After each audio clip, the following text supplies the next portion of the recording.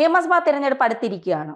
ഈ സമയത്ത് ഏറ്റവും കൂടുതൽ കോൺഗ്രസ് അധികാരത്തിൽ വരുമെന്നൊക്കെ എല്ലാവരും ചർച്ച ചെയ്യുന്നുണ്ട്.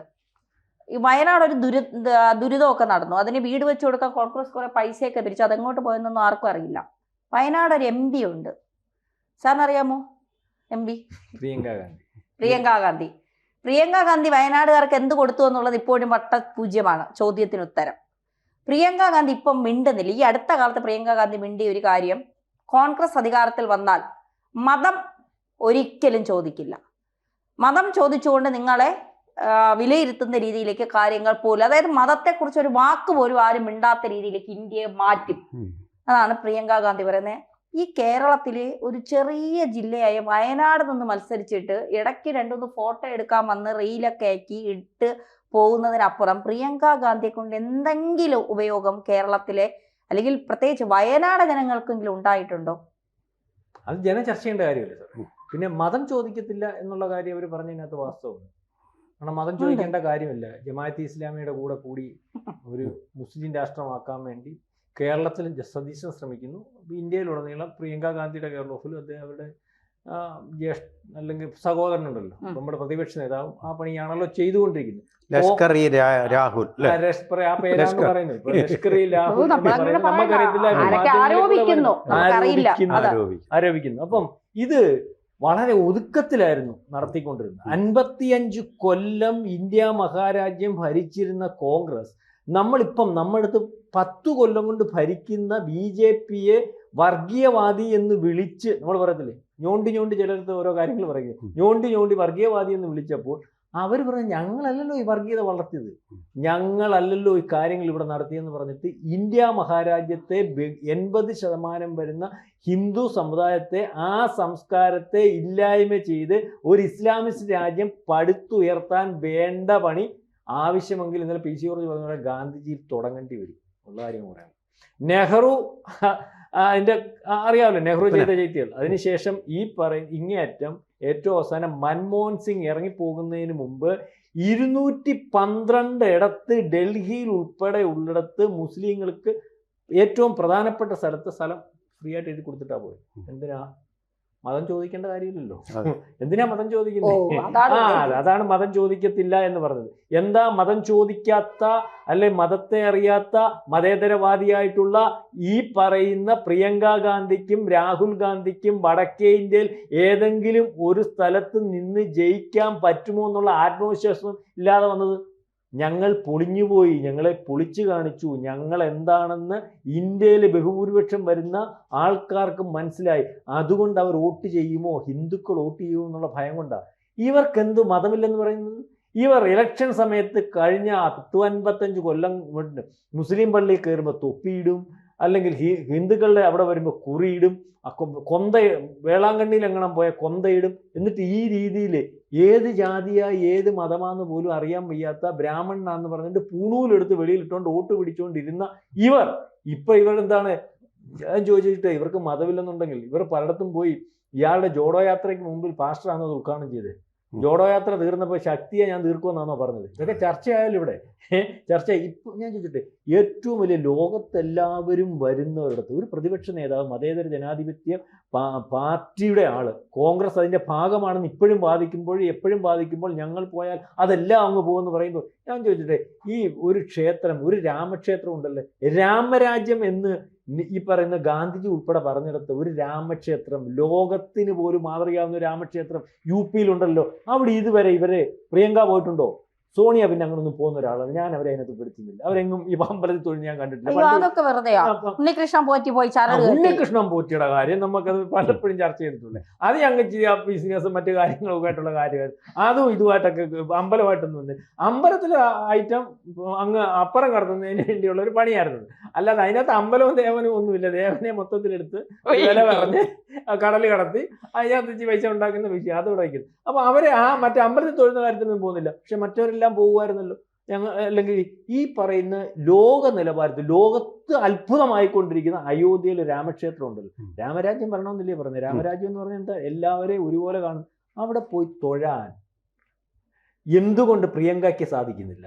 എന്തുകൊണ്ട് രാഹുൽ ഗാന്ധിക്ക് സാധിക്കുന്നില്ല? സാധിക്കാത്തത് കൊണ്ടും ഇഷ്ടമില്ലാത്തതും കൊണ്ടല്ല. ഞങ്ങൾ അതിന്റെ ഭാഗമല്ല എന്ന് ചിലരെ തൃപ്തിപ്പെടുത്തേണ്ടതുകൊണ്ടാണ്. ലോകത്ത് ഏതാണ്ട് എത്ര 55 കോടി ജനമല്ലേ സാർ കുംഭമേളയ്ക്ക് വന്നേ? 63. 63 കോടി ജനം. 63, 66 സംശയം. 70 വയ്ക്കാം. വേണ്ട, 70 കോടി ജനം ഒരു സ്ഥലത്ത് വന്നിട്ട് ഒരു നദിയിൽ കുളിച്ച് അല്ല സ്നാനം ചെയ്തിട്ട് കയറി പോകുന്ന ഒരു അത്ഭുതം. ഏതാണ്ട് 150ഓളം ലോകരാജ്യങ്ങൾ വന്നിരുന്നത് എന്താണ് ഇതിന്റെ കാരണം ഒന്ന് പഠിച്ചിരുന്ന സംഭവം. അല്ലെങ്കിൽ GCC രാജ്യങ്ങൾ ഉൾപ്പെടെ 24 മണിക്കൂറും കുംഭമേള നിരീക്ഷിച്ചുകൊണ്ടിരുന്നിടത്ത് ഇയാള് ഈ 80% അല്ലെങ്കിൽ ഇവിടുത്തെ ഏറ്റവും കൂടുതൽ ആൾക്കാരുടെ ഒരു വികാരം അല്ലെങ്കിൽ ഒരു സംസ്കാരത്തിന്റെ വികാരം, അവിടെ ആ വികാരത്തിന്റെ കൂടെ നിൽക്കേണ്ട ആളല്ലേ രാഹുൽ ഗാന്ധി? അയാൾ അവിടെ ചെന്നായിരുന്നു? അയാൾ അവിടെ ചെന്നില്ലല്ലോ. അപ്പൊ അയാൾക്ക് മതമില്ലേ? അല്ലെങ്കിൽ പ്രിയങ്ക ഗാന്ധി പറയട്ടെ അയാൾക്ക് മതമില്ലേ? മാത്രമല്ല ഇവിടെയും മതമുണ്ടല്ലോ. ഇവിടെ സമസ്തയുടെ മീറ്റിങ്ങിനകത്ത് ക്യൂ നിന്ന് തള്ളിയ പിണറായി വിജയനും ക്യൂ നിന്ന് കയറിയ അല്ലെങ്കിൽ പ്രതിപക്ഷ നേതാവും അല്ലെങ്കിൽ മന്ത്രിമാരും ഉൾപ്പെടെ അല്ലെങ്കിൽ ഈ വേറെ വേറെ മീറ്റിങ്ങിൽ മാരാമൺ കൺവെൻഷൻ തള്ള ആൾക്കാർ കയറാം ചെല്ലണ്ടാന്നോ അവിടെ ചെല്ലതിന് കുറ്റമെന്ന് പറയും. ഇവിടെ നമ്മുടെ കുംഭമേള എന്ന് പറയുന്ന ഒരു സംഭവം ഒരു നദിയെ ആരതി ഉദ്ധിയുന്ന പ്രകൃതിയുടെ ഒരു സംസ്കാരം മാത്രം, ആരുടെയും വകയല്ല. ആർക്കും നദിയെ മലയെ അല്ലെങ്കിൽ പുഴയെ കാടിനെയൊക്കെ സ്നേഹിച്ചേ വെക്കും, അങ്ങനെ ജീവിക്കേണ്ടത്, അങ്ങനെ നമ്മുടെ സംസ്കാരവും. അതിനെതിരെ നിന്നവർ, അവിടെ ഒന്ന് പോകാൻ ഭയപ്പെട്ടവർ, അവർക്ക് മതമില്ലേ?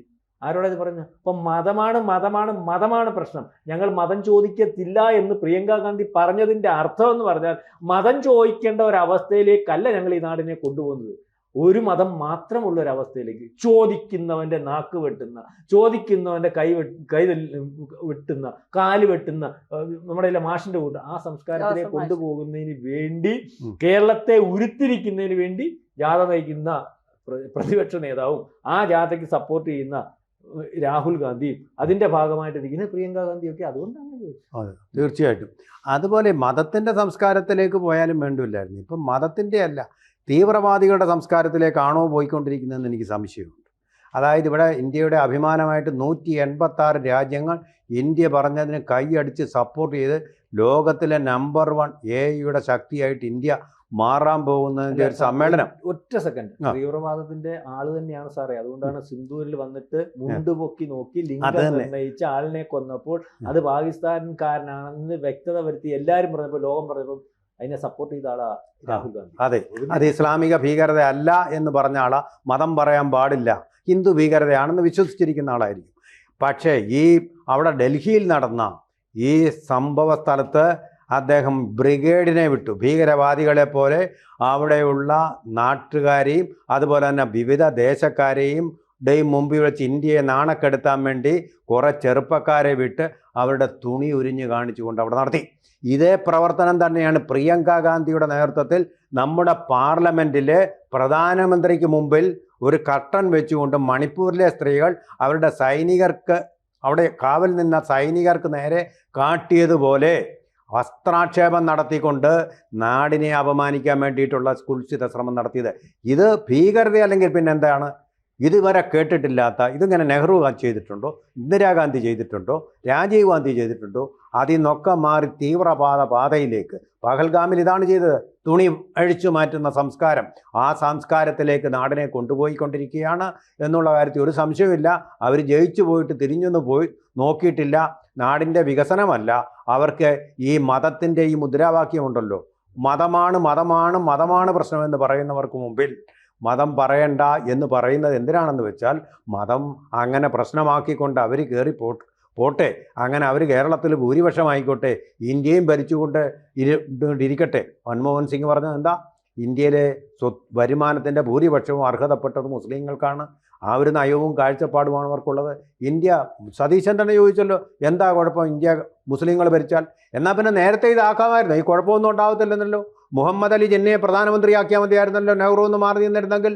അവിടെ ഇത്രയും ഹിന്ദുക്കൾ കൊല്ലപ്പെടുമായിരുന്നോ? ഈ വിഭജനം ഉണ്ടാകുമായിരുന്നോ?